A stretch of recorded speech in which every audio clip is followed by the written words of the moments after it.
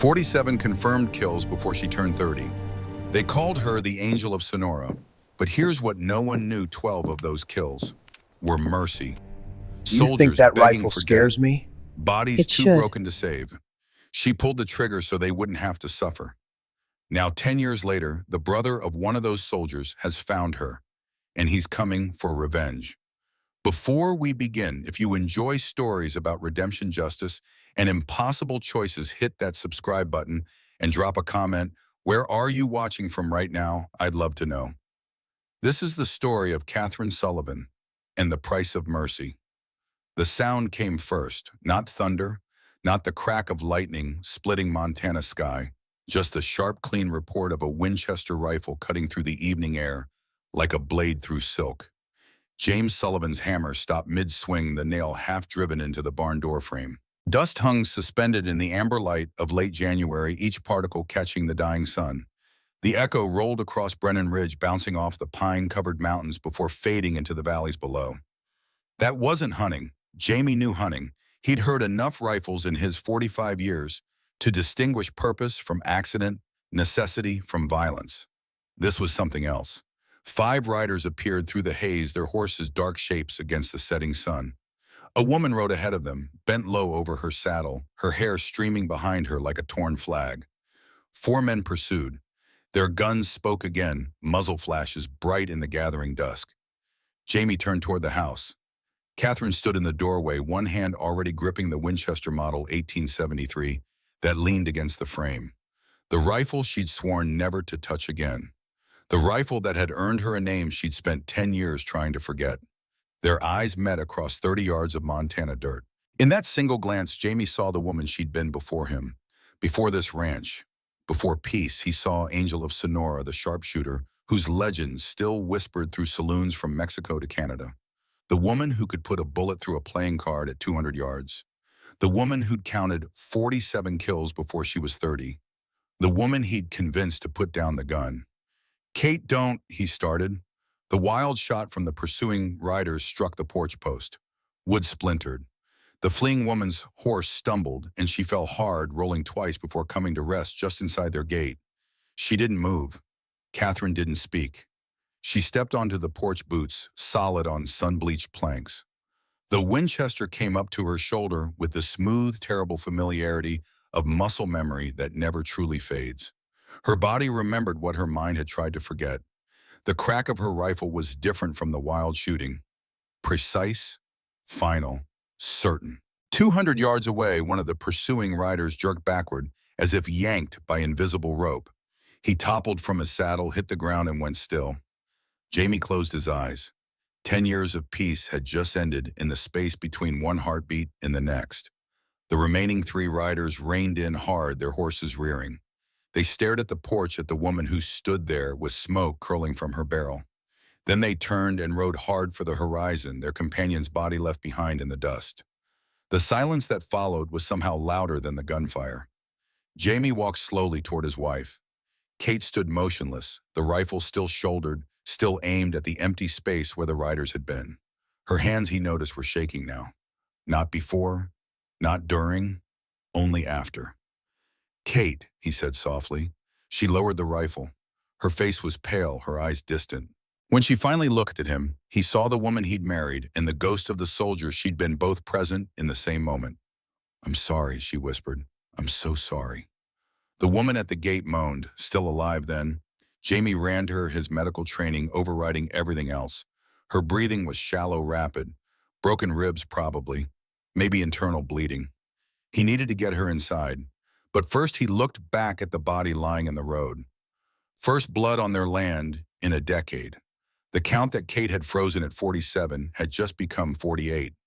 And Jamie Sullivan knew with the certainty of a man who'd seen too much war that this was only the beginning. The image froze. The moment crystallized. Then time folded backward, rewinding through the months to a simpler morning when the only sounds were birdsong and the gentle hiss of wind through grass. 6 months earlier, July 1883. Summer lived differently on Brennan Ridge. The heat came gentle here, not the brutal hammer of the southern plains, but a warm hand that ripened hay and sweetened water. The Sullivan Ranch sat in a valley between two pine slopes protected from the worst of Montana's temper by geography and good fortune.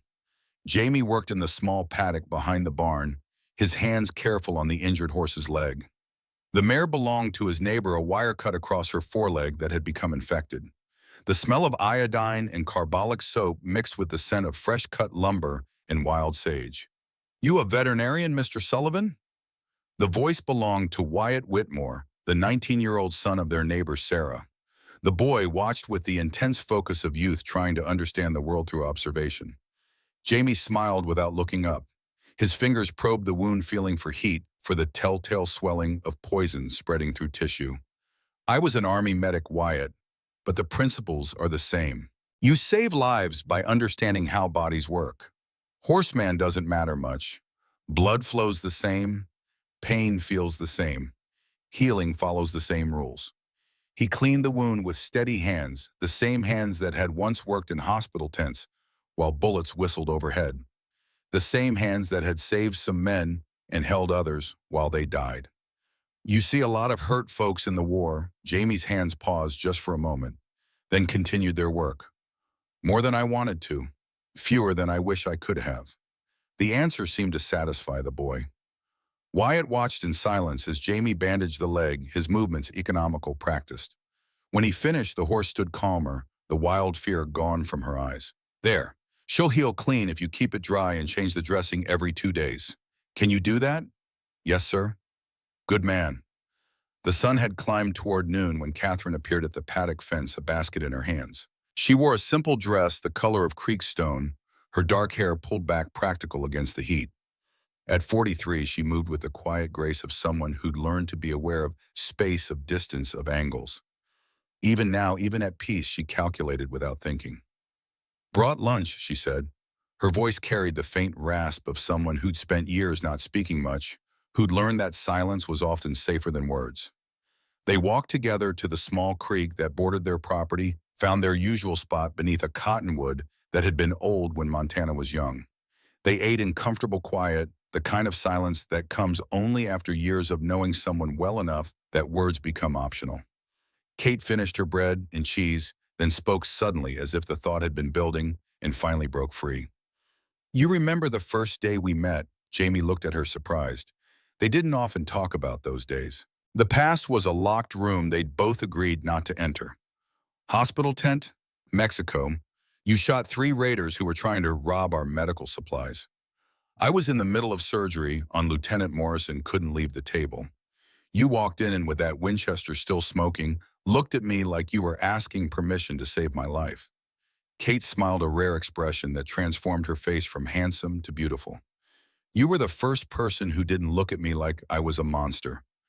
Everyone else they'd see, the kills, the reputation. You saw someone who was afraid. I saw a woman doing what needed to be done to protect people who couldn't protect themselves. That's not monster. That's soldier." She leaned against him, her head on his shoulder. This close, he could feel the tension that never quite left her body, the coiled spring of someone always ready to move, to react, to survive. "You saved me, Jamie. Not that day, but every day after." He kissed the top of her head, said nothing. Some truths didn't need words. The afternoon stretched long and lazy, the kind of day that feels eternal, even as it passes. By the time they walked back to the house, the sun had started its slow descent toward the western peaks. The rider came just as shadows began to pool in the low places. Jamie saw him first, a lone horseman approaching at an easy pace. Not hurried, not threatening, just purposeful. The blue uniform marked him as Army, a dispatch rider, making his rounds through the scattered homesteads. "Mail for James Sullivan," the rider called, still 20 yards out. Jamie walked to meet him, signed for the letter. The paper was thick, official. The seal was from the territorial governor's office in Helena. His hands suddenly felt cold despite the summer heat. "Thank you, soldier." The rider tipped his hat and turned his horse back toward the road. Jamie stood holding the envelope, not wanting to open it. Kate appeared beside him, silent question in her eyes. He broke the seal, read. His face went pale. "What is it?" Kate asked. Jamie didn't answer immediately. He read the letter again, as if repetition might change the words. Then he looked toward the mountains, toward the vast, empty distance where a man could lose himself if he had reason. Someone is looking for me after 10 years. Who? Someone I didn't think was still alive. Kate waited. She'd learned patience in the years since they'd married, learned that Jamie would tell her when he was ready. But the set of his shoulders, the way he held himself, told her this wasn't simple news. His name is Cole Hardin, Jamie said finally. His brother was Eli Hardin. Kate went very still. The name hung between them like smoke from a discharged weapon. The boy, she said. Not a question. The boy. They stood together as the sun touched the mountains and the light turned gold, then amber, then the color of old blood. Neither spoke. The letter in Jamie's hand felt heavier than paper had any right to feel. Inside the house later after the sun had gone and the lamps were lit, they sat at the scarred kitchen table. Kate's hands wrapped around a cup of coffee gone cold. Jamie held the letter reading it for the fourth time. Tell me, Kate said. Cole Hardin has been searching for us. For you specifically. The letter says he's acquired mineral rights across Montana. Buying up land, making claims. Legal, all of it. But the people who refuse to sell to him have a way of experiencing accidents. And now he's found us. According to this, he'll be in Brennan Ridge by the end of summer. He's sent word ahead. Wants to discuss a business proposition. Kate's laugh was bitter. Business. That's what we're calling revenge now. Jamie set the letter down, met her eyes. In the lamplight, he could see the fine lines that had appeared around her mouth and eyes over the past decade. Lines from smiling, from squinting at sun, from living a life that didn't require constant vigilance. Lines he'd been grateful to see appear because they meant she was healing. Kate, do you remember what really happened with Eli Hardin? Of course I remember. I've never forgotten a single one. Then you remember he didn't die because you shot to kill. She was quiet for a long moment. When she spoke, her voice was steady but soft. He was good shot. Some raid on a supply depot. By the time we found him, the wound had gone septic. He was maybe 22, Jamie. Still had mother's letters in his pocket. He was dying and he knew it. Jamie nodded. 3 days if we'd done nothing. 3 days of fever and pain and his insides rotting. No morphine left. No laudanum. Nothing to ease it. So I eased it another way. The words hung in the air like confession. 47 confirmed kills. Kate continued, her voice taking on the flat quality of someone reciting facts to avoid feeling them. 12 of those were mercy, soldiers too far gone to save dying in agony. You'd examine them, do your doctor's assessment, then look at me. And I'd do what needed doing. Because I couldn't, Jamie said. Army medic's oath. First, do no harm. I could save lives, but I couldn't end suffering, even when ending it was the mercy. So I asked you to carry that burden from me. You didn't ask, I volunteered. Same difference. Kate stood and walked to the window. Outside, the Montana night was vast and dark, studded with stars that seemed close enough to touch. Cole Hardin doesn't know any of this. He just knows his baby brother died and I pulled the trigger. The rest, the context, the mercy of it, that doesn't matter to a man looking for someone to blame. Which is why we need to tell him. Explain. Kate turned from the window and Jamie saw something in her face that made his heart sink. It was the expression she'd worn in those old days when she'd been soldier instead of wife. Hard. Certain. Resigned to what was coming. You think Cole Hardin is going to sit down and listen to our explanation? You think a man who's spent years building resources to find us wants understanding? I think we have to try. Kate, we made a promise. No more violence. We walked away from that life. That life is riding toward us, whether we want it or not. They stood in the lamplight, husband and wife, former soldier and former medic, two people who'd found peace together, and Sa watched it approach its end. Jamie crossed the room, took Kate's hands in his. We'll find another way. There's always another way. Kate squeezed his hands but said nothing. She'd seen too much war to believe that anymore. The next morning broke clear in Cole's summer, not quite ready to surrender to autumn. Jamie rode into Brennan Ridge, the small town that served the scattered ranches and homesteads dotting the valley. The settlement was barely 10 years old, still raw around the edges, still deciding what it wanted to become. He found Marshal Thomas Reed in the small office that served as both jail and courthouse. Reed sat behind a desk built from pine planks, reading a letter with the kind of focus that suggested bad news. Jamie Sullivan, been a while. Thomas, I need your help. Reed gestured to the chair across from his desk. He was 58 now, his hair more silver than brown, his face carved by decades of trying to impose law on a land that barely acknowledged the concept. He'd been a captain when Jamie knew him in Mexico before war injuries forced him into a different kind of service. This about Cole Hardin, Jamie's surprise must have shown on his face because Reed smiled without humor. I'm a marshal, Jamie. My job is knowing when trouble's coming to my territory. And Cole Hardin is trouble with a law degree and a bankroll. What do you know about him? Reed pulled out a folder spread papers across the desk. Maps, deeds, legal documents stamped with official seals. Cole Hardin is 40, Yale educated, inherited a fortune from his father's railroad investments. Lost his only brother in the Mexican campaigns. Spent the last decade acquiring land across Montana territory, all perfectly legal. Hires good lawyers, pays good money, follows the law right up to the moment it becomes inconvenient. And then people who stand in his way experience unfortunate accidents. Houses burn, livestock die. Sometimes people fall down mine shafts or get trampled by horses. Always accidental. Never quite enough evidence to prosecute. Reed leaned back in his chair, the wood creaking under his weight. 3 months ago, he started asking questions about you and Kate. Hired Pinkerton men to trace military records. Found out about Sonora. Found out about Eli. Jamie felt something cold settle in his stomach. How much does he know? Enough to hate you, not enough to understand why. Reed pulled out another document, this one older edges worn soft with handling. There's something else. This is a deed registration from 1881. When you got sick with pneumonia, Kate took out a loan against the mineral rights under your ranch.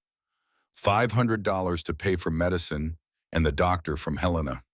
Kate never told me, because she paid it back within the year. Worked herself half to death, but she cleared the debt. Property was free and clear again. So what's the problem? Reed's face was grim.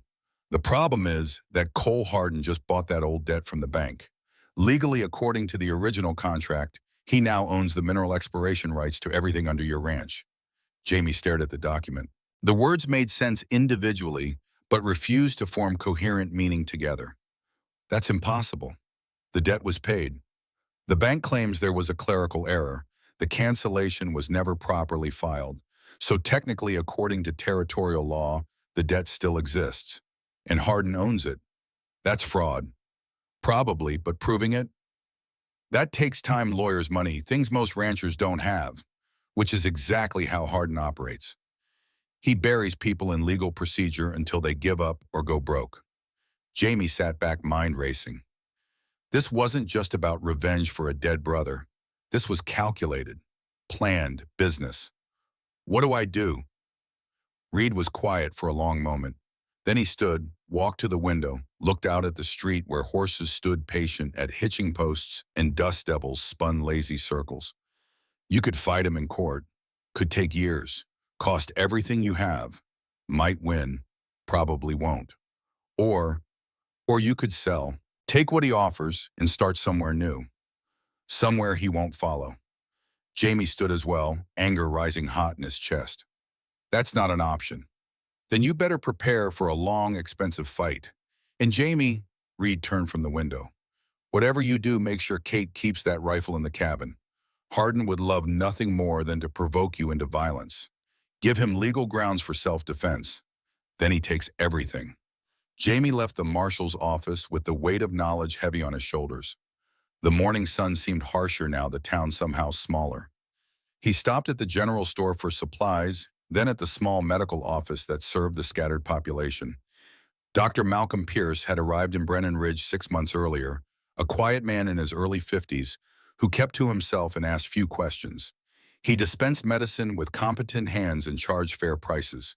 No one knew much about him beyond that. Mr. Sullivan, here for Mrs. Sullivan's tonic. The medical office was clean, orderly, smelling of carbolic and dried herbs.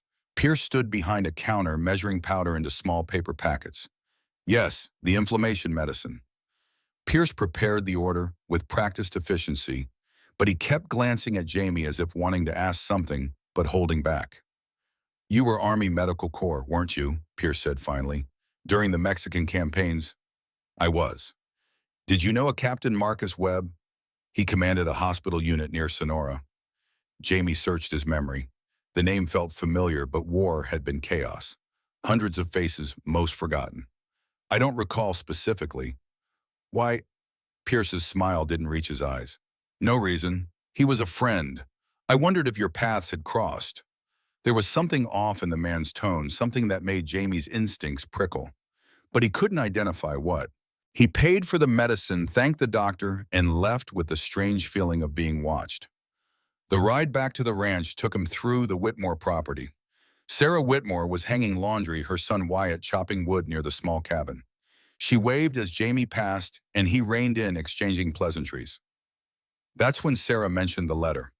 Mr. Sullivan, I hope you don't mind me asking, but did you receive any correspondence from someone named Hardin? Jamie's stomach tightened. I did. Why? Sarah's hands twisted in her apron, the gesture of someone trying to contain fear. Because we got one too, 3 days ago. Mr. Hardin made an offer to purchase our property. A fair offer, actually. More than the land is worth. But you're not selling. This is all we have. My husband built this place before he died. It's Wyatt's inheritance. Where would we go? Wyatt had stopped chopping, was listening now. The boy's jaw was set, his hands tight on the axe handle. The letter said if we don't accept within 30 days, he can't guarantee our safety. That accidents happen, that it would be unfortunate if something happened to a widow and her son. Jamie felt rage kindle hot behind his ribs. Did you show this to Marshal Reed?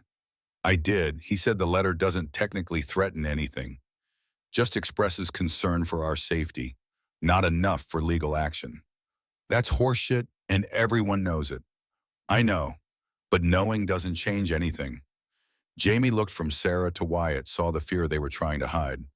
This family had nothing to do with Mexico or Eli Hardin or ancient history. They were just in the way of whatever Cole Hardin wanted. Mrs. Whitmore, you're not alone in this.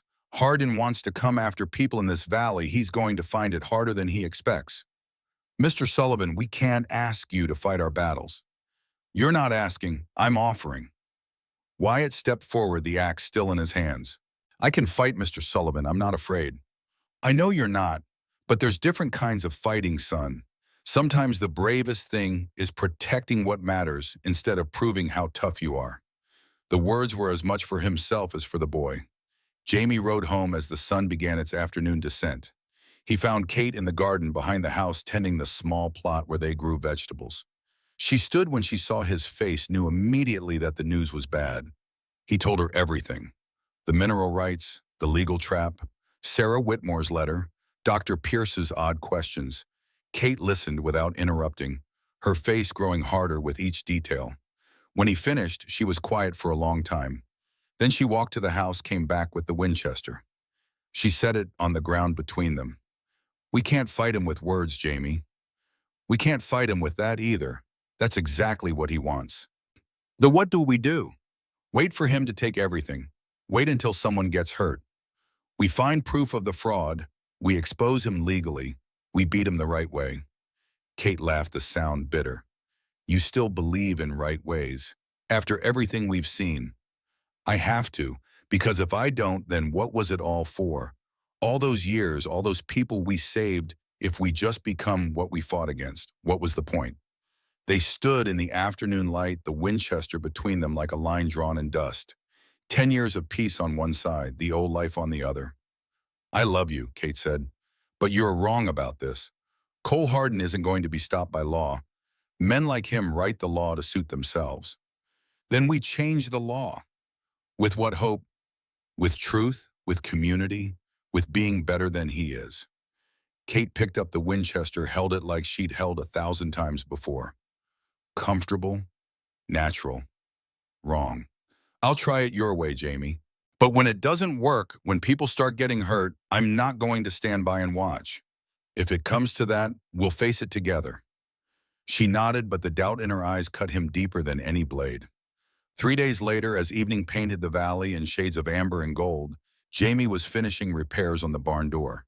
The sound of approaching horses made him look up. 5 riders, coming fast, not from the road, but from the wooded trail that cut through the northern section of their property. Trespassers, then. Jamie set down his tools, walked toward the fence line. He didn't have a weapon, hadn't carried one in years, but he was on his own land, and these men were where they had no right to be. The lead rider was a broad-shouldered man in his mid-30s, his face weathered by sun and violence. Three more riders flanked him, hired muscle by the look of them. The fifth rider was younger, barely 20, nervous eyes scanning the ranch like he was looking for threats. James Sullivan. That's right, you're on private property. The lead rider smiled without warmth. Name's Bram Calder. I work for Mr. Cole Harden. He'd like a word with you. Then Mr. Harden can come himself, during daylight, through the front gate, like civilized people. I don't think you understand. This isn't a request. One of the riders, a thin man with a scarred face, let his hand drift toward the pistol at his belt. Not drawing, just resting there. A promise of what could happen. Jamie felt his pulse quicken, but kept his voice steady. And I don't think you understand. This is my land. You're not welcome. Leave. Bram's expression hardened. Last chance, Sullivan. Come peaceful and have a conversation. Or we take you anyway, and it's less pleasant. The thin man's fingers wrapped around his pistol grip. The shot came from behind Jamie from the house. The crack of the Winchester was sharp, final, unmistakable. The thin man screamed as the bullet took him through the hand, the pistol flying from his ruined grip to land in the dirt. Jamie spun. Kate stood on the porch, the rifle to her shoulder, smoke curling from the barrel. Her face was calm, her eyes cold, her stance perfect. Angel of Sonora returned from whatever grave she'd tried to bury her in. Next one who reaches for a gun loses more than a hand, she called across the distance. Bram Calder stared at her, recognition dawning slowly on his face. Jesus Christ, you're her. You're the Angel of Sonora. Kate didn't answer. She worked the lever action, chambered another round. The sound was loud in the sudden silence. Your friend needs a doctor. I suggest you take him to town. Now. The injured man was sobbing, cradling his shattered hand. Blood ran between his fingers, dripped into the dust. The other riders had gone pale, their hands carefully away from their weapons. Bram met Kate's eyes across the distance. What he saw there made him nod slowly. This was supposed to be a conversation. You just made it a war. It was always going to be a war. Now you know what you're fighting. The riders turned their horses, the injured man swaying in his saddle. Before they left, Bram called back one more time. Mr. Harden just wanted to talk. But you shot first, remember that. Then they were gone, riding hard for town dust rising behind them. Jamie turned to his wife. She stood motionless on the porch, the rifle still shouldered, still ready. Her hands, he noticed, were steady. Rock steady. Not even a tremor. Kate, he said. She lowered the rifle, looked at him, and he saw in her eyes something that terrified him more than any threat from Cole Harden. She'd enjoyed it, just for a moment, just a flash, but she'd felt alive again, doing what she did best. I'm sorry, she whispered, but they both knew the apology came too late. The first shot had been fired, the line had been crossed, and there was no going back. That night, they barely spoke. Kate cleaned the Winchester with ritualistic care, and the old habits returning like unwelcome friends. Jamie sat at the table, staring at nothing, trying to find some path forward that didn't end in blood. We could leave, he said finally. Take what we can carry. Start over. And go where? How far do we have to run before the past stops following? As far as it takes. Kate set down the rifle, came to sit across from him. The lamplight cast shadows across her face, made her look older, tired. I broke my promise to you. I said no more violence. And the first moment I was tested, I failed. You protected me. I could have fired a warning shot, could have aimed for his shoulder, but I went for the hand, the shot that says I could have killed you, the shot that proves I'm still her. Jamie reached across the table, took her hands in his. They were strong hands, calloused from ranch work, scarred from old injuries. Hands that had killed and healed and loved. You're not just her. You're also the woman who grows vegetables and feeds chickens and holds me at night when I wake up from bad dreams. You're both, and I love both. Even the part that just started a war. We didn't start this. Harden did. You just made sure it didn't end tonight. Kate squeezed his hands, but her expression remained troubled. They sat together as the night deepened, as the fire burned low, as Montana settled into the profound quiet that comes just before dawn. Neither slept. The morning revealed what the darkness had hidden, tracks around the perimeter of their property. Someone had been watching, circling, observing. Jamie found the note pinned to the fence post nearest the road.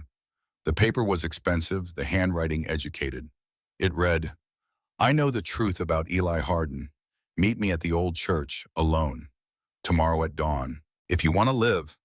M.P.M. Malcolm Pierce. Jamie stood holding the note as the sun climbed and the valley came alive with morning sounds. Birds, wind, the distant lowing of cattle, all the peaceful sounds of a life that was slipping away like water through fingers. Kate appeared beside him, read over his shoulder. "It's a trap." "Probably." "You're still going." "I have to know what he knows." She was quiet for a moment, then nodded. "Then I'm coming with you." The note says alone. The note doesn't get to decide. We're past that now. Jamie looked at his wife, saw the determination in her eyes, the set of her jaw. She'd put the rifle down once. She'd try to keep it down, but they both knew it would be close at hand from now on. Together then. Always. They stood side by side watching the sun climb over Brennan Ridge, illuminating a valley that had been peaceful for a decade but would not remain so much longer. Somewhere to the south, Cole Hardin was coming. Somewhere in town, Dr. Pierce waited with secrets. Somewhere in the future, violence gathered like storm clouds. But for this moment, for this brief space between heartbeats, they had each other. And in the mathematics of love, sometimes that has to be enough. The abandoned church sat on the northern edge of Brennan Ridge like a broken tooth. Someone had built it 20 years earlier with grand ambitions for a congregation that never materialized. Now the roof sagged, the windows gaped empty, and the wind played songs through gaps in the walls that sounded almost like hymns sung by ghosts. Jamie and Kate arrived at dawn, the sun just beginning to paint the eastern sky in shades of rose and gold. They'd ridden together despite the note's instruction, Kate with the Winchester across her saddle, Jamie unarmed but alert. "I don't like this," Kate said, scanning the empty landscape. Her eyes moved in patterns, checking angles, measuring distances. "Old habits." "Neither do I. But we need to know what Pierce knows." They dismounted 50 yards from the church, left the horses ground-tied in a small copse of cottonwoods. Kate checked the Winchester's load, worked the action once to ensure smooth operation. The metallic sound was sharp in the morning quiet. "If this goes wrong," she said, "it won't. But if it does, don't try to be a hero, just run." Jamie looked at his wife, saw the soldier beneath the rancher's clothes. "I'm not leaving you. Jamie, I've survived a dozen ambushes. You've survived by keeping people alive. Different skills. If shooting starts, you run, and I'll cover you. That's the deal." Before he could argue, a voice called from the church doorway. "Mr. Sullivan, thank you for coming."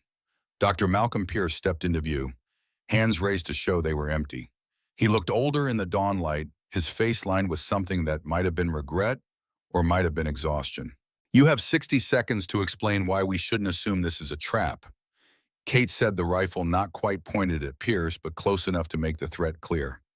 "Because if I wanted you dead, Mrs. Sullivan, you'd already be dead. I'm a fair shot myself, and I've been watching you approach for 10 minutes. The admission hung in the air. Kate's expression didn't change, but Jamie saw her weight shift slightly, ready to move. "Then talk," Jamie said. "What do you know about Eli Hardin?" Pierce lowered his hands slowly, leaned against the church doorframe. When he spoke, his voice carried the weight of confession. "I know he didn't die because your wife shot to kill. I know because I was there. Field Hospital, Sonora region, August 1873. I was a medical apprentice, 24 years old. Still thought war was noble." Jamie felt memory stir fragments of faces and moments from years he'd tried to forget. "You were the boy," he said slowly. "The one who kept asking questions about protocols, about when to fight and when to let go. I was eager, naive. I thought we could save everyone if we just tried hard enough." Pierce's laugh was bitter. "You tried to teach me different.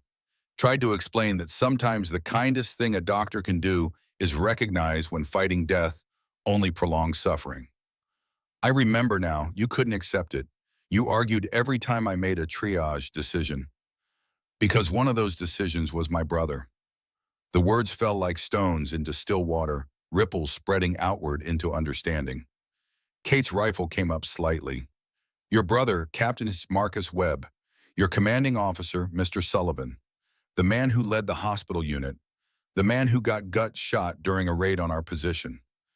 Jamie closed his eyes, the memory flooding back with cruel clarity. Captain Webb on the operating table.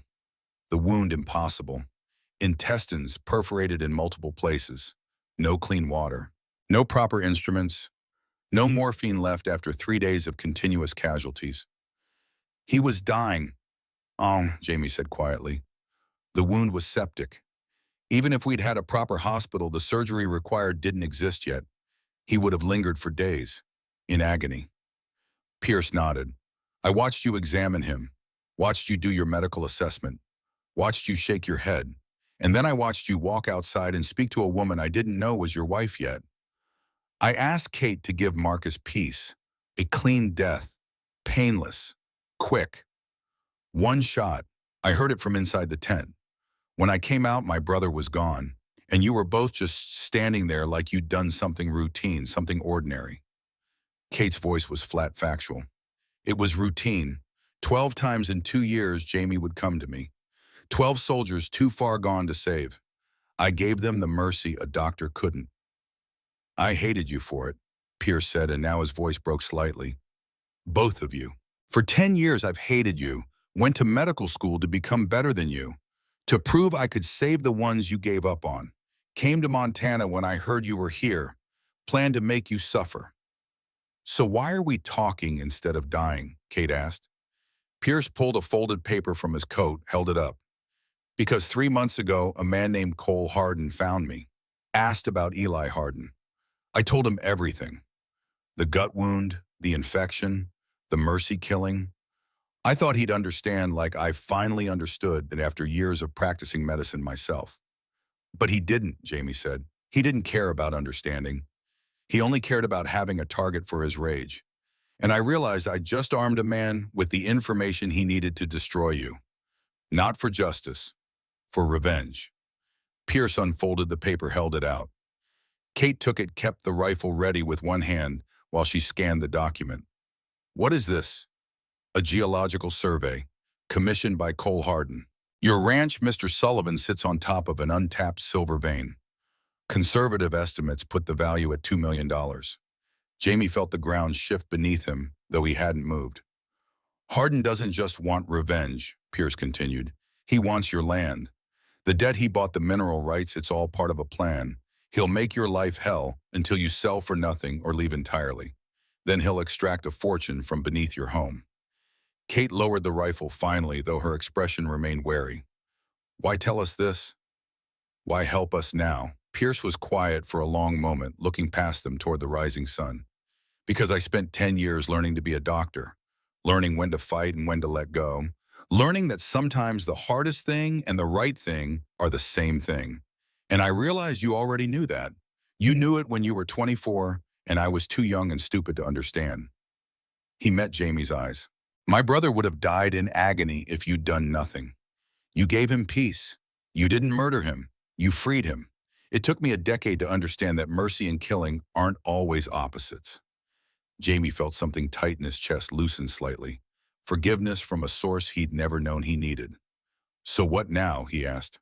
Now I help you fight Cole Harden the right way. With the truth. With proof of his fraud. With the law before his version of justice destroys everything. Kate and Jamie exchanged glances. A silent conversation passed between them, the kind possible only after years of partnership. All right, Jamie said, but we do this carefully, legally, no more shooting. Kate didn't quite agree, but she didn't argue either. Small victories. They left the church together, 3 people bound by old ghosts and new purpose. The sun climbed higher, burning off the morning chill. Somewhere to the south, Cole Harden was coming. But for the first time since the letter arrived, Jamie felt like they had a chance. 3 days passed, 3 days of watching the road, 3 days of Kate sleeping with the Winchester beside the bed, 3 days of Jamie reviewing documents Pierce had brought, searching for the legal thread that might unravel Harden's scheme. On the 4th day, the siege began. They came at noon when the sun was high and hot. Not riders this time. Wagons, surveyors, men in proper clothes with proper papers. Behind them, Marshall Reed, his face apologetic, but his duty clear. Jamie and Kate stood on the porch as the caravan approached. 12 men in total. Some carried surveying equipment. Others had rifles but held them casual, unthreatening. Legal. The lead wagon stopped at the gate. A man stepped down, and Jamie knew immediately this was Cole Hardin. He was 40 tall and straight-backed, dressed in clothes that cost more than most men earned in a year. His face was handsome in a hard way, weathered more by purpose than sun. His eyes were gray-cold, calculating. When he looked at Kate, those eyes held recognition and hatred in equal measure. James Sullivan, Catherine Sullivan. His voice was educated Eastern schools and old money. I believe you're expecting me. Marshall Reed rode forward, clearly uncomfortable. Jamie, Kate, Mr. Hardin has legal authorization to conduct mineral surveys on property where he holds subsurface rights. I have to enforce that. Thomas, this is fraud, and you know it, Jamie said. Maybe, but until a court says otherwise, the law is the law. Cole Hardin smiled, the expression not reaching his eyes. The law is a wonderful thing, isn't it? So clean, so civilized. Not like war where people just shoot each other and call it mercy. Kate's hand tightened on the porch rail. Jamie touched her arm gently, a reminder. Not yet. Not here. You want to talk about your brother, Jamie said. Fine. Let's talk. But send your men away first. This is between us. No, Mr. Sullivan. This stopped being between us when your wife pulled the trigger. Now it's business. Legal, proper business. Hardin gestured to his men. They began unloading equipment, setting up a camp just inside the property line. Legally, they had every right. We'll be conducting surveys for the next several weeks, Hardin said, mapping the mineral deposits, drilling test cores, all very loud, very disruptive, but entirely within our rights. You're trying to force us out, Kate said. I'm exercising my legal property rights. If that happens to make your life uncomfortable, well, perhaps you should have thought about that before you killed my brother. Jamie stepped forward, hands up, peaceable. Pierce told you the truth, Hardin. You know what really happened to Eli. It was mercy, not murder. For just a moment, something flickered in Hardin's eyes. Pain, maybe, doubt. But it vanished as quickly as it appeared, replaced by the cold certainty of rage. You don't get to decide when someone dies. You're not God. No, but I was a doctor who'd seen too many young men die in agony. Your brother didn't have to suffer like that. We made sure he didn't. He was 22 years old, Bo. I know, and I'm sorry he's gone. But the war took him, not us. Hardin's jaw clenched. For a moment, Jamie thought he might actually be getting through. Then the moment passed. You have your version of the truth, Sullivan. I have mine. Let's see which one the law prefers. He turned to his men. Set up the drilling equipment. We start tomorrow at dawn. The crew moved with practiced efficiency, erecting tents, marking survey lines, positioning equipment. All of it precisely on the boundary of what was legal. All of it designed for maximum disruption. Marshall Reed approached the porch, voice low. Jamie, I'm sorry, my hands are tied. Unless you can prove fraud in court, I have to let this happen. How long? He can survey for 60 days under territorial law. After that, he needs to file claims or abandon the rights. 2 months, Jamie. Can you hold out that long? Jamie looked at the men spreading across his property like an infection. 2 months of this. 2 months of noise and intrusion and psychological warfare. We'll manage. Reed rode away, leaving them to watch as Cole Hardin's men turned their peaceful ranch into a battleground disguised as legal procedure. That first night was bearable. The second night, they started the drills. The sound was industrial, mechanical, utterly wrong in the Montana wilderness. Gasoline engines chugging, metal biting stone, men shouting over the noise, and the lights bright carbide lamps that turned night into day, making sleep impossible. Kate sat in the darkness of their bedroom, the Winchester across her lap, watching lights bob and weave across their property. This is how he wins, she said. Not with bullets, with law, with paperwork, with making our lives so unbearable we leave just to find peace. Jamie stood at the window, exhausted but unable to rest. His eyes burned, his head ached, and somewhere beneath the anger he felt the first whisper of doubt. We won't let him win. How do we fight this? I can't shoot legal papers. Can't aim at surveyors doing their jobs. Pierce is working on proving the fraud. Marshall Reed is documenting everything. We build a case. We beat him in court. Kate laughed, the sound hollow. And how long does that take? How much does it cost? How many nights can we go without sleep before we make mistakes? Jamie didn't have answers. He could only stand and watch his land being violated legally, systematically, professionally. On the third day the community responded, Jamie woke to the sound of wagons and voices. He stumbled to the window, half expecting more of Hardin's men. Instead, he saw neighbors. Sarah Whitmore led them, her son Wyatt driving their wagon. Behind them came Henry Blackwood, the massive farmer from 3 properties over. Mrs. Chen from the general store. The Kowalski family. The Johnsons. 15 families in total gathered at the Sullivan Ranch as the sun climbed over the mountains. Jamie and Kate rushed outside. Sarah met them at the porch, her face determined. Mr. Sullivan, we heard what Cole Hardin is doing. We came to help. Mrs. Whitmore, you can't. This is my fight. Henry Blackwood stepped forward, his voice a rumble like distant thunder. No, sir. This is all our fights. Hardin tried to buy my land last year. When I refused, my barn burned down. Deputy said it was lightning. In December, with snow on the ground. Mrs. Chen spoke up, her accent thick but her meaning clear. He threatened my family too. Say bad men come to town, hurt Chinese people if I not sell my store.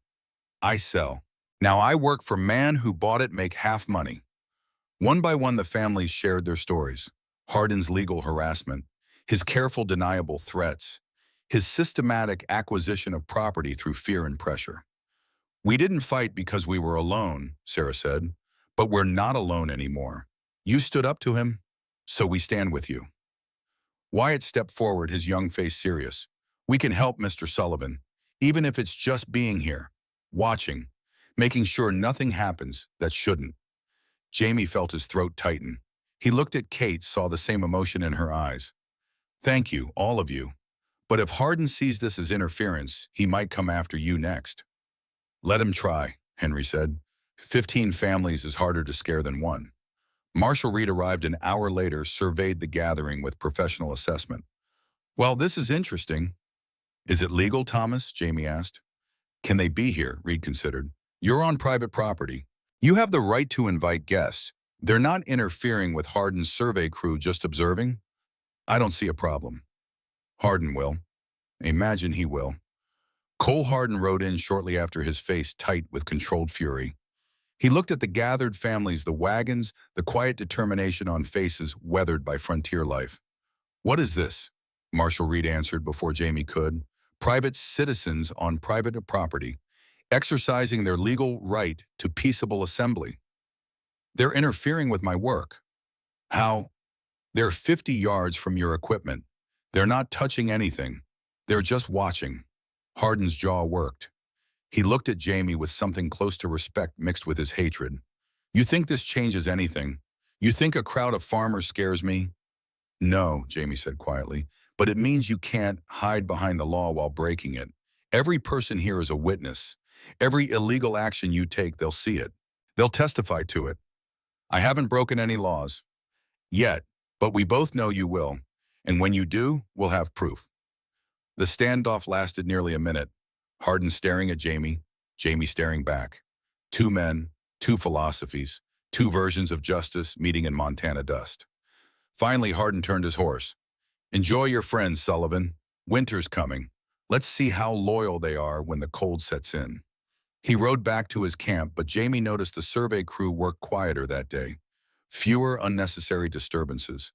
The drills shut down earlier. Small victories, but victories nonetheless.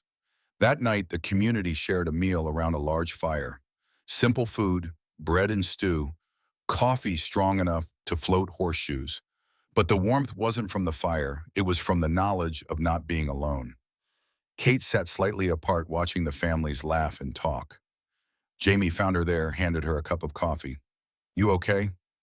I spent 10 years trying to be just us. Just you and me in peace. Now all these people are involved. If something happens to them because of me, because of Hardin, not you. I pulled the trigger on Eli Hardin. This started with me. Jamie sat beside her close enough that their shoulders touched. No, this started with war. With a boy who got shot in a place he had no business being fighting for reasons he probably didn't understand. You ended his suffering.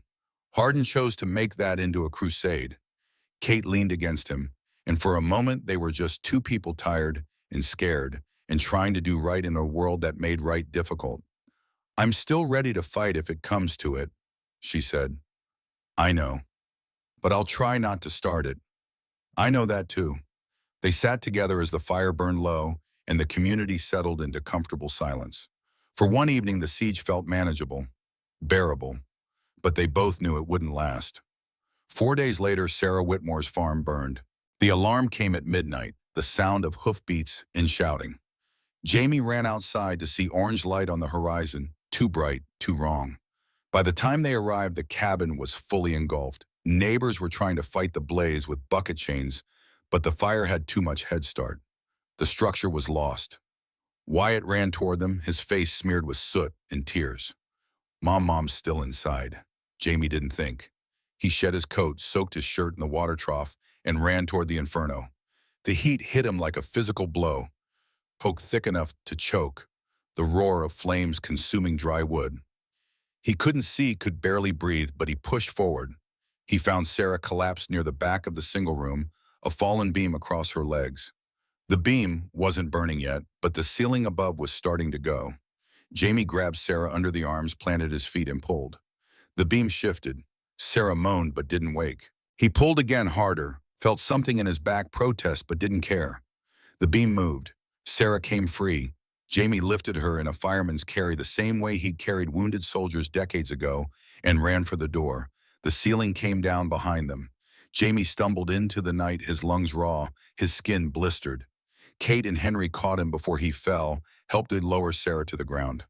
Kate was already working her hands, moving with the efficiency of someone who'd tended battlefield wounds. She checked Sarah's breathing, her pulse. Burned hands moved along Sarah's body, finding injuries. Second-degree burns on her arms and back. Smoke inhalation. But she'll live. Kate's voice was clinical, detached. The soldier reporting casualty status. Jamie collapsed to his knees beside them, coughing so hard his ribs ached. Someone brought water. He drank, coughed more, drank again. Wyatt knelt beside his mother, holding her hand, crying openly. Mr. Sullivan saved her. He ran into the fire. Jamie shook his head, just did what needed doing. Marshal Reed arrived as the cabin collapsed into ash and an ember. He walked the perimeter, studied the ground, examined what remained of the structure's corners. When he returned, his face was grim. Accelerant marks, kerosene, I'd guess, poured along the foundation. This was arson. Hardin, Kate said the name a curse. Maybe, but he's got 20 witnesses who'll swear he was in town all night, playing cards at the Silver Dollar with half the saloon watching. His men, then? Probably, but which ones, and can we prove it? Wyatt stood, his grief transforming into rage. I know who did it. I saw Bram Calder near our place yesterday. He warned me, said accidents happen to people who don't cooperate. Reed wrote this down, but his expression remained doubtful. A warning isn't a confession, and Calder will deny it. Jamie stood slowly, every muscle protesting. He looked at the ruins of Sarah's home, at the frightened families gathered to watch it, Wyatt's face twisted with helpless fury. This has to stop, Thomas, before someone does. I know, but my hands are tied without proof. Wyatt stepped forward, his hands clenched into fists. Then I'll get proof. I'll make them confess. No, Jamie's voice was sharp. You won't. They burned our home, nearly killed my mother. I know, and I'm sorry, but vengeance isn't justice, Wyatt. You go after Hardin's men, you become what they are. You give them exactly the excuse they need to kill you legally. So we do nothing. Jamie put his hand on the boy's shoulder. We do everything, but we do it right. We build a case, we use the law. We don't become the monsters to fight monsters. Wyatt pulled away, his eyes wet. The law isn't working. Then we make it work. But even as Jamie said it, he wondered if he believed it anymore. They took Sarah to the Sullivan Ranch. Kate turned their spare room into a makeshift hospital, treating burns with poultices and keeping Sarah sedated with laudanum. Dr. Pierce came to help, brought proper medical supplies, worked alongside Kate, with the easy coordination of professionals who spoke the same language. Jamie sat with Wyatt on the porch as night deepened toward dawn. The boy stared at nothing, his jaw tight, his hands shaking slightly. My father built that cabin with his own hands. It was all we had left of him. I know. Mr. Sullivan, how did you do it? How did you go through war and come out still believing and doing right? Jamie was quiet for a long time, watching stars wheel overhead in their ancient patterns. I didn't always believe.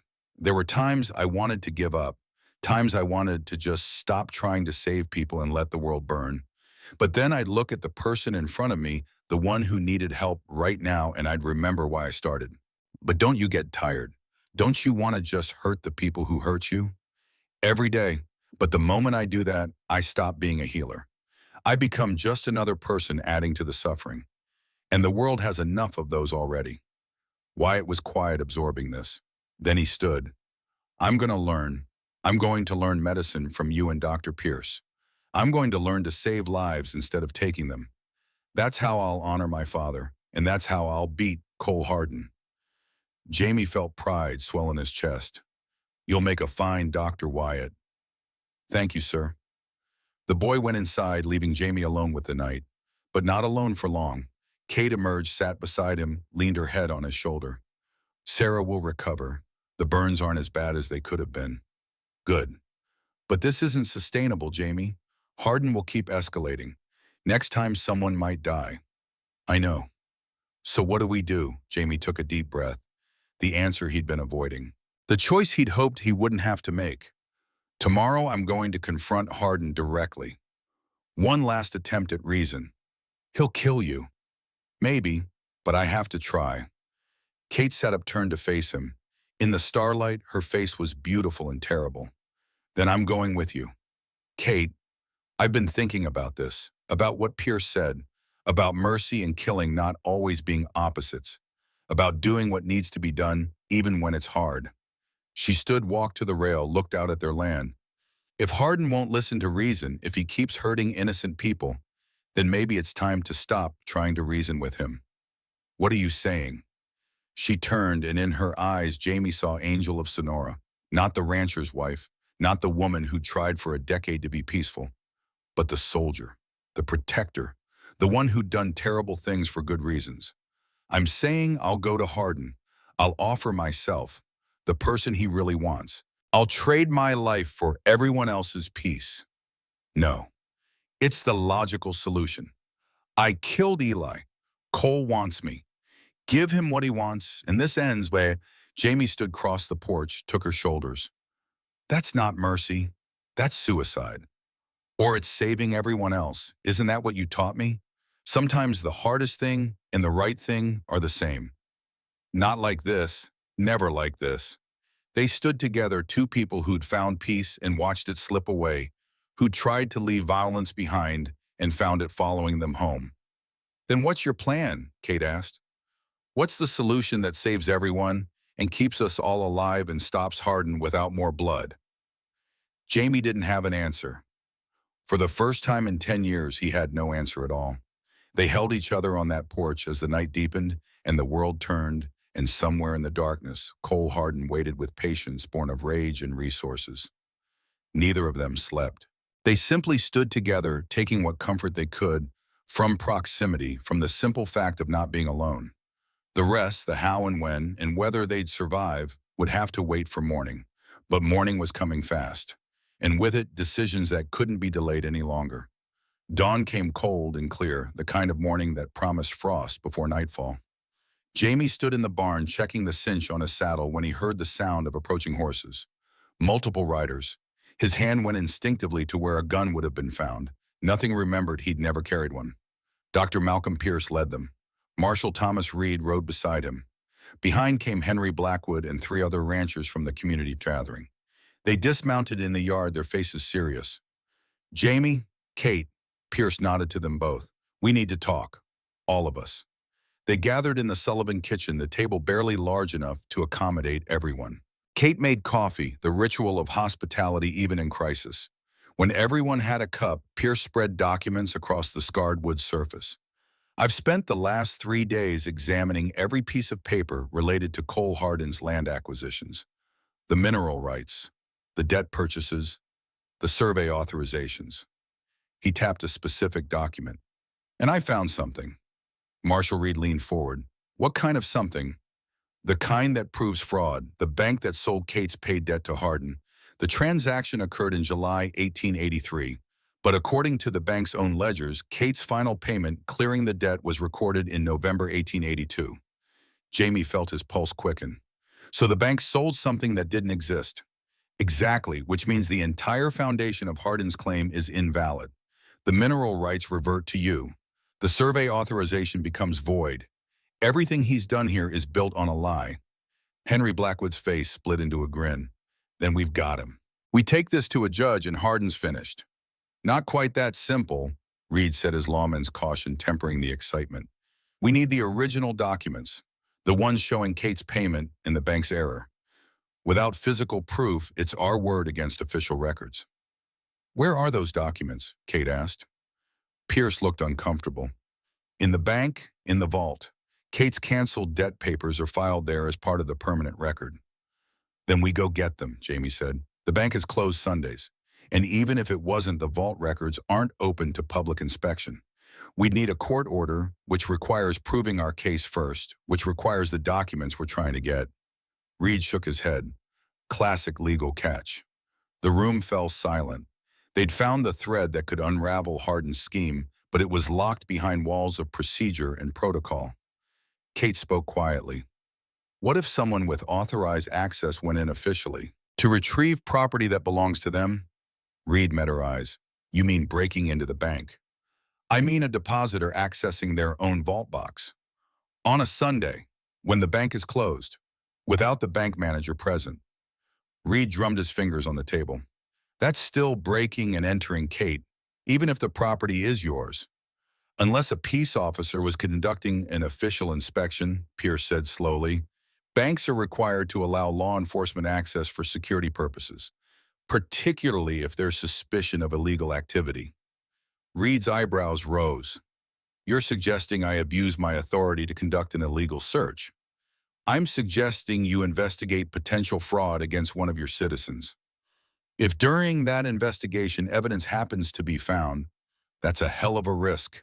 If this goes wrong, I lose my badge. Probably face charges myself. Jamie looked at his old friend, the man who'd served beside him in Mexico, who'd kept order in this territory for 15 years. Thomas, I can't ask you to do this. Reed was quiet for a long moment, staring into his coffee cup. Then he looked up, and Jamie saw the soldier he'd known decades ago, the man who'd understood that sometimes rules had to bend so justice wouldn't break. You're not asking. I'm offering. That bastard burned a widow's house, threatened families, corrupted the law I'm sworn to uphold. If bending procedure puts him away, then I bend procedure. If we're caught, Kate started, then we're caught together. But we don't get caught. Reed pulled out a key ring, selected one. I have master access to the bank for emergency inspections. Sunday night, 2 in the morning. The whole town will be asleep. We go in, get what we need, get out. Henry stood. What do you need from us? Distraction. If anyone is watching the bank, we need their attention elsewhere. Can you manage that? Leave it to me. Sunday night, there'll be enough activity at the Silver Dollar to keep every eye in town pointed that direction. Pierce gathered his documents. I'll prepare the legal filings. The moment we have proof, I'll ride to Helena, get it in front of the territorial judge. Hardin won't have time to cover his tracks. They discussed details, timing contingencies.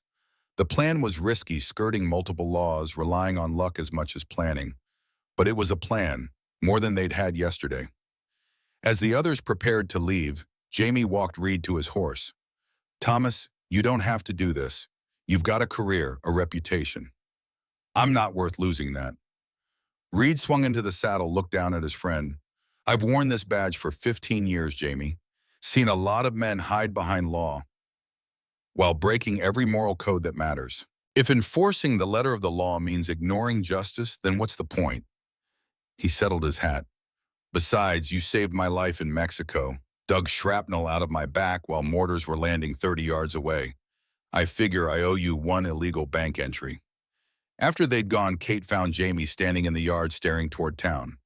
You're worried, aren't you? Terrified but also hopeful. That's new. Jamie turned to her. If this works, it's over. Hardin loses his claim. We get our land back. Life goes back to normal. And if it doesn't work, then we're probably all going to jail. Or worse, Kate took his hand. I've been thinking about what you said, about doing things the right way, about not becoming what we fight. And buy-in, and I'm glad we're trying this first, before I do something we can't take back. She squeezed his hand. But Jamie, if this fails, I'm not letting Hardin win. One way or another, I'll end this. Kate, I know what you'll say, but I've spent 10 years trying to be someone else. If I have to be Angel of Sonora one more time to protect the people I love, then that's who I'll be. Jamie pulled her close, held her tight. Let's hope it doesn't come to that. They stood together as the sun climbed and the world turned and Sunday approached with all its risk and promise. The next 2 days passed in tense anticipation. Cole Hardin's survey crew continued their work, the drilling and measuring and intrusion, a constant reminder of what was at stake. But Jamie noticed something. The crew was quieter now, more careful, as if they knew their time was limited. Saturday evening, Wyatt came running from town, his horse lathered from hard riding. Mr. Sullivan, I was at the general store, overheard Bram Calder talking to 2 other men. They're planning something for tomorrow night. Jamie's stomach dropped. What kind of something?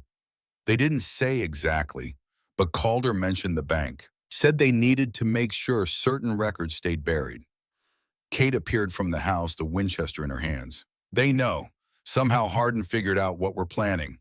Or he's just being thorough, Jamie said, covering all possibilities. Reed arrived an hour later, heard the news, and swore with impressive creativity. If Hardin's men are watching to the bank, we can't risk the entry. They'll catch us red-handed. Then we don't have a choice, Pierce said. We go to Helena without proof. Try to convince the judge based on circumstantial evidence. Which won't work, Reed said flatly. Hardin's lawyers will tear us apart. They sat in frustrated silence, the plan crumbling before it had even begun. Then Kate spoke. What if we want them to catch us? Everyone turned to stare at her. Explain, Jamie said. Hardin's men are watching for someone trying to steal documents. They're expecting sneaking, hiding. If we go in loud and obvious with legal authority, what can they do? Reed frowned. We don't have legal authority without a warrant. But they don't know that. We go in during the day, Sunday afternoon. I walk into the bank with you as my escort. We're there to access my safety deposit box. Completely legal, completely normal. Except the bank is closed. So you're letting me in as a favor, using your access. Nothing illegal about a marshal helping a citizen retrieve their property. Pierce's eyes lit up. And if Hardin's men confront you, they're interfering with official business. They'll have to back down or attack a peace officer. It's insane, Reed said. Broad daylight, multiple witnesses. If it goes wrong, there's no hiding it. Kate smiled and Jamie saw the soldier in her eyes. Good. Let's stop hiding. Sunday afternoon arrived with unseasonable warmth, as if Montana herself was holding her breath. The town was quiet, most folks at home or church. The bank sat on Main Street, its false front casting shadows across the dusty road. Jamie and Kate approached on foot, Marshal Reed slightly ahead. Pierce waited at the marshal's office with Henry and the others ready to move if needed. Reed unlocked the bank's front door, the sound of the tumblers falling unnaturally loud. They stepped inside. The interior was dim shafts of sunlight cutting through windows, illuminating dust motes that hung suspended in still air. Vault's in the back, Reed said. You know which box, number 42, Jamie's birthday. They walked through the empty bank, footsteps echoing on wooden floors. Everything felt wrong, exposed. Jamie's instincts screamed trap. The vault door stood open, security procedure for closed days. Inside, rows of metal boxes lined the walls. Kate found number 42, used her key. The mechanism clicked. Inside were documents, land deeds, marriage certificate, Jamie's discharge papers from the Army, and beneath them the canceled debt notice dated November 1882, stamped paid in full. Got it, Kate breathed. That's when the lights came on. Cole Hardin stood in the vault doorway, 5 men behind him. His smile was cold triumph. Marshall Reed, Mrs. Sullivan, Mr. Sullivan, breaking into a bank on Sunday. How disappointing. Reed's hand went to his pistol. We're here on official and business, Harden. Step aside. Oh, official business requires a warrant, Marshal. Do you have one? Silence. I thought not. Harden gestured and his men moved to block the exit. Bram, go fetch Deputy Samuel. Tell him we've caught bank robbers in the act. Bram Calder stepped forward, but his movement was wrong. Instead of heading for the door, he turned, drew his pistol and pointed it at Cole Harden. No, she's... The word hung in the air like smoke.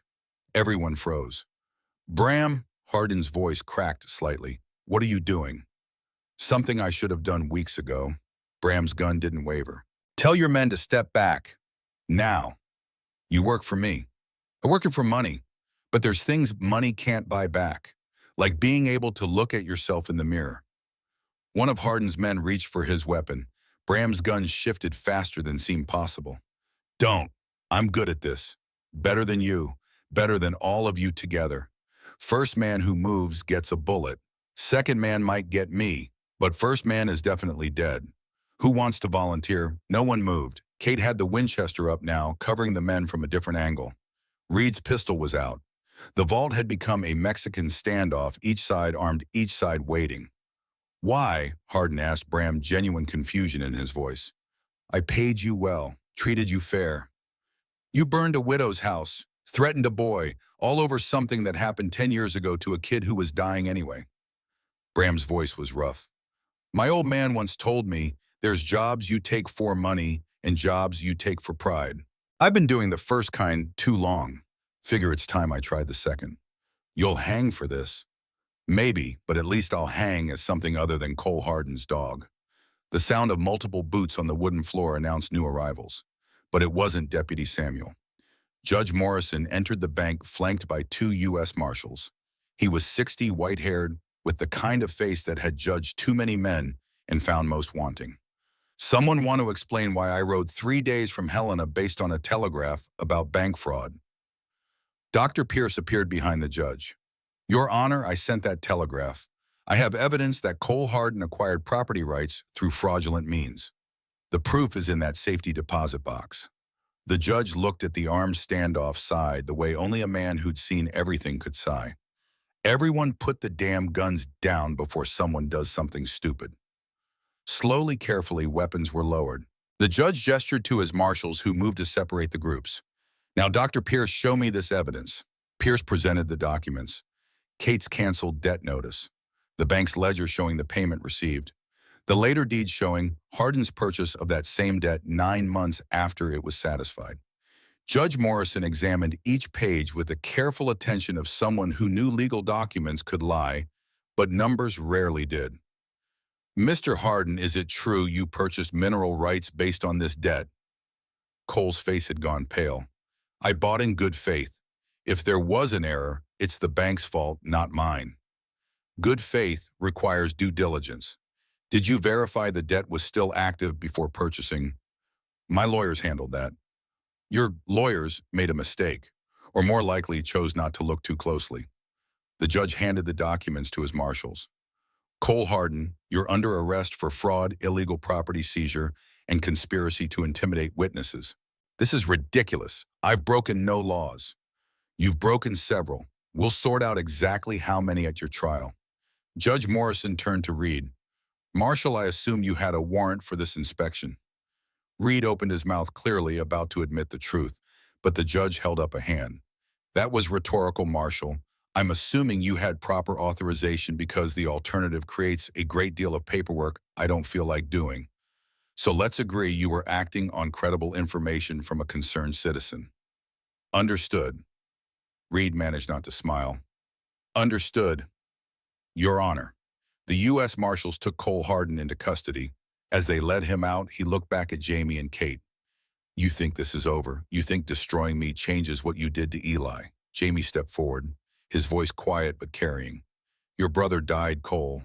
Not murdered, not executed. He died from wounds he took in a war none of us wanted to fight. I was the doctor. I examined him. His intestines were shredded. Infection had set in. He would have died in 3 days of the worst agony a human can experience. So you killed him. So I gave him peace, and Kate carried out that mercy because I couldn't. Not murder, mercy. There's a difference. Cole's face twisted. For a moment, Jamie saw past the rage to the grief beneath.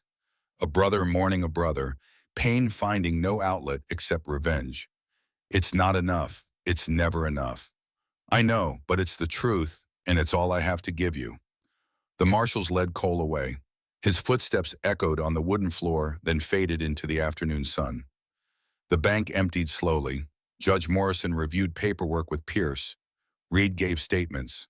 Bram Calder sat on a bench, his hands shaking now that the adrenaline was fading. Jamie approached him. "Why'd you do it?" Bram looked up, his eyes tired. "You really want to know?" "I do. Yesterday I was at the Silver Dollar. Heard you talking to that Whitmore kid. About not letting him become a killer. About how there's already enough people adding to the suffering." Bram rubbed his face. "My old man said something similar when I was about that boy's age. I'd forgotten, or chose to forget. You could have walked away, just left Hardin's employment. Could have, but then you'd still be here with guns pointed at you. And I realized I was tired of being the reason good people suffer." He stood. "I'm not saying I'm good now. I've done things, Mr. Sullivan, things that don't wash off. But maybe this one right thing counts for something. It counts for a lot." Marshal Reed approached. "Bram Calder, I should arrest you for your part in Hardin's schemes." Bram nodded. "I understand." But Judge Morrison pointed out that arresting the star witness against Cole Hardin would be counterproductive. "So instead, I'm deputizing you, temporarily. You'll testify at the trial, help us build the case. After that, we'll see." Bram's eyes widened. "You trust me to wear a badge?" "No, but I trust Jamie's judgment, and he seems to think you're worth saving. Don't make us regret it." They walked out of the bank into afternoon sun. The street was filling now, word spreading that something significant had happened. Townspeople gathered, watching as the U.S. Marshals loaded Cole Hardin into a wagon for transport to Helena. Sarah Whitmore stood with her son, her arms still bandaged but healing. The families who'd gathered at the Sullivan Ranch were there too. Henry Blackwood, Mrs. Chen, the Kowalskis, all of them watching justice imperfect but real being served. Kate stood beside Jamie the Winchester across her shoulders. "Is it really over?" "The legal part is, Hardin's finished. The mineral rights revert to us. We keep the land. And the rest of it, Eli, the past." Jamie watched the wagon pull away, taking Cole Hardin toward whatever justice awaited him. "That's never really over, but maybe we can live with it now, knowing we tried to do right." Kate leaned against him. "I almost lost myself again. Almost became just the soldier. But you didn't. You chose different. That matters. Because you were here, reminding me there was another way." They stood together as the crowd dispersed, as normal life began to creep back into Brennan Ridge. Marshal Reed approached, extending his hand to Jamie. Later that evening, Jamie would learn the full story. The woman Kate had saved 6 months ago, the one who'd ridden desperately through their gate with bullets flying, was Elena Vasquez. She'd witnessed Hardin's men burn a homestead near the territorial border, killing a family who'd refused to sell. She'd been running ever since, carrying testimony that would now add murder charges to Hardin's fraud conviction. The shot Kate fired that January night hadn't just saved one woman. It had preserved the evidence that would bury Cole Hardin forever. That was too close. We could have all ended up in cells. But we didn't, thanks to you risking your career. Thanks to all of us deciding some things matter more than safety." Reed tipped his hat to Kate. "Ma'am, for what it's worth, I'm glad you didn't have to shoot anyone today." "So am I, Marshal. So am I." 3 months passed. Winter came to Montana with snow that turned the world clean and white. The survey equipment was removed from the Sullivan Ranch. Cole Hardin stood trial in Helena, was convicted of fraud and intimidation, sentenced to 15 years in territorial prison. Kate sometimes thought about the count. 48 now, after that January night when she'd protected the fleeing woman. But the number felt different than it had before. 47 kills in war, most of them mercy. 1 kill in defense of the innocent. She was learning slowly that numbers didn't tell the whole story. Context did, intent did. And her intent had always been the same: to end suffering, not to cause it. The morning after the sentencing, Jamie found Kate in the barn tending the horses. She looked different, lighter somehow, as if a weight she'd carried for a decade had finally been lifted. "Heard the news?" he asked. 15 years. He'll be old when he gets out. If he gets out, prison's hard on men who aren't used to it. Kate finished brushing, the mare patted her neck. "Do you think he understands now about Eli?" "Probably not. Understanding takes time. Maybe in 15 years he'll have enough of it." They walked together to the small rise behind the house. Two graves stood there, markers from the ranch's early days. Beside them, a third marker, newer, carved from Montana pine. "Dr. Pierce helped me with the inscription," Jamie said, pointing to the newest marker. "Wanted to make sure we got it right." Kate read the words carved into wood. "In memory of Captain Marcus Webb, U.S. Army Medical Corps, 1841 to 1873. He died in peace. It's a cenotaph," Jamie explained. "His body rests in Mexico, but Pierce wanted somewhere to visit. Somewhere to remember his brother as he truly was, not as anger had made him." Kate touched the marker gently. "A memorial for mercy." Pierce suggested the inscription. Said his brother would have wanted that remembered. Not how he died, but that he died without suffering. They stood in silence, looking at the markers. Two graves and one memorial. Three men touched by war. Three lives that had intersected with theirs in ways that still echoed through the years. "How many others are there?" Kate asked quietly. "How many men did we help leave this world easier than they entered it?" 12, including Eli Hardin. "Do you think they'd forgive us if they could speak?" Jamie considered this. "I think they'd say thank you. Not for killing them, for not letting them die alone and afraid and in agony." Kate knelt, placed her hand on Captain Webb's marker. "Malcolm Pierce spent 10 years hating us. Then he learned to be a doctor and understood why we did what we did. Sometimes understanding only comes through experience." They walked back to the house as snow began to fall. Light flakes at first, then heavier, blanketing the valley in white. Inside the stove radiated warmth. Kate made coffee while Jamie updated the ranch ledgers, recording expenses and income with careful precision. A knock at the door brought them both to attention. Old habits died hard, but it was just Wyatt Whitmore shaking snow from his coat. "Mr. Sullivan, Dr. Pierce says if I'm serious about studying medicine, I should start learning anatomy. He lent me this book." The boy held up a thick medical text, the kind that had cost Jamie a month's pay back when he was learning. "That's generous of him. He said you'd help explain the parts I don't understand, if you have time." Jamie looked at Kate. She nodded, smiling. "Come in, Wyatt. Let's see what you're working with." They spent the afternoon at the kitchen table, Jamie explaining circulatory systems and skeletal structures, Kate adding observations from her years of seeing what bullets did to human bodies. Wyatt absorbed it all with the intensity of youth desperate to understand. By evening, when the boy left for home, Jamie felt something he hadn't felt in years. Purpose beyond survival. A future that involved building rather than defending. "You'll make a good teacher," Kate said. "I never thought I'd get the chance. Always figured the past would catch up before I could do anything meaningful with what I learned." Maybe that's the real victory, not beating Hardin, but getting to live long enough to pass on what we know. They sat together as darkness fell and the snow continued. Somewhere in Helena, Cole Hardin was learning to live in a cell. Somewhere in Brennan Ridge, families were rebuilding and recovering. And here in this small ranch house in Montana Territory, two people who'd done terrible things for good reasons were learning that redemption didn't come all at once, but in small moments of choosing different. 5 years later, spring 1890. Jamie stood in the yard watching Wyatt Whitmore graduate from medical school. The ceremony was held in the small church, the one they'd rebuilt after the old, abandoned one finally collapsed. Sarah Whitmore sat in the front row, tears streaming down her face as her son received his diploma from Dr. Malcolm Pierce, who'd become the formal medical educator for the territory. Kate sat beside Jamie, her hair showing more gray now, but her eyes still sharp, still measuring distances and angles without thinking. She'd never fired the Winchester again after that day in the bank. It hung above their fireplace, now cleaned and oiled but unused, a reminder of who they'd been and who they'd chosen to become. Bram Calder wore a deputy's badge, now permanent appointment, after he'd helped convict not just Cole Hardin, but 3 other land fraud operations across Montana. He'd found purpose in law enforcement the same way some men found religion, something to believe in after years of believing in nothing. Marshal Thomas Reed had retired the previous year, handed his badge to Bram with a simple comment, "You've earned it. Don't waste it." Now Reed spent his days fishing and telling stories about the old days to anyone who'd listen. After the ceremony, the community gathered for a meal. Simple food, but plentiful. The kind of abundance that comes from neighbors helping neighbors from communities that had learned to stand together. Wyatt approached Jamie, his new diploma carefully rolled and tied.